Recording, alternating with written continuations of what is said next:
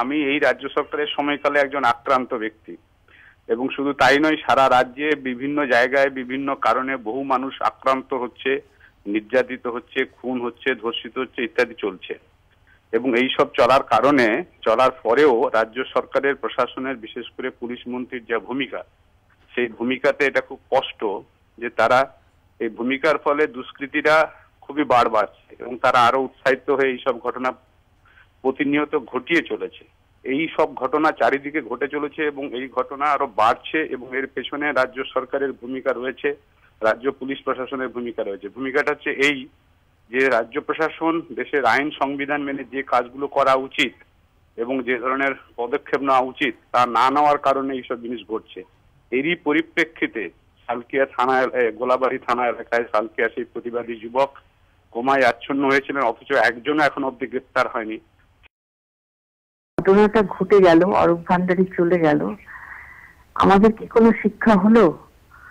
এই জীবনটা দিয়ে গেল যে, তার জন্য কি আমাদের কোনো চোখ খুললো? এই শিক্ষাটা গ্রহণ করবার ক্ষমতা আমাদের আছে কিনা সেটাই এখন প্রশ্ন। এখন এই রাজ্যে পুলিশ কোনো কাজ করবে না এটাই ধরে নিতে হবে, কারণ দেখা যাচ্ছে যে দুষ্কৃতকারী যারা, তাদের সাথে থানার হয় সাথ রয়েছে, আর নয়তো তারা পার্টির আশ্রয় রয়েছে, শাসক দলের আশ্রয় রয়েছে।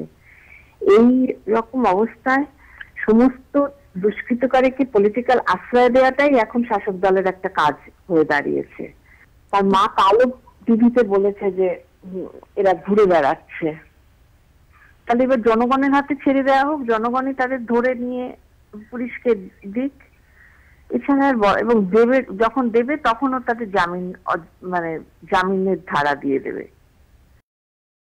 এরকম একটা মর্মান্তিক খবর শোনার পরে এমনিতেই মনটা ভারাক্রান্ত, এবং আমি জানি না কোন ভাষায় তার পরিবার, তার মার যে আত্মীয়তা গতকাল শুনলাম, টেলিভিশনে দেখলাম, আমার কাছে অন্তত পক্ষে কোনো ভাষা নেই তাদেরকে সমবেদনা জানানোর। দুষ্কৃতীরা সমাজে অন্যায় করে, এটা বহু ক্ষেত্রে এটা হয়, এটা আমরা জানি, কিন্তু সেখানে প্রশাসনের একটা দায়িত্ব থাকে যে সেই দুষ্কৃতীদের অচিরেই ধরা এবং তাদের শাস্তি বিধান করা। সেখানে আমরা দেখতে পাচ্ছি এ ধরনের, যেখানে সেই সন্দীপের মৃত্যু, রাজীব দাস থেকে আরম্ভ করে যত আমরা মধ্যমগ্রাম যত দেখছি, সেখানে দিনের পর দিন আমি জানি না কোন স্বার্থে এই প্রশাসক যারা রয়েছেন তারা এই দুষ্কৃতীদের আড়াল করার চেষ্টা করছেন। এবং কামদুনি ক্ষেত্রেও আমরা একই জিনিস দেখেছি। এখানে পরিষ্কার আমি বলতে চাইছি যে প্রচ্ছন্ন একটি মদত এবং সেখানে রয়েছে, এবং এই 5 দিনে ধরা যায়নি, এটা কখনোই বিশ্বাসযোগ্য নয়। যারা অভিযুক্ত তারা প্রকাশ্যে ঘুরে বেড়াচ্ছে, প্রকাশ্যে হুমকি দিচ্ছে, অথচ প্রশাসন নির্বিকার, অথবা বকলমে প্রশাসন তাদেরকে মদত দিচ্ছে।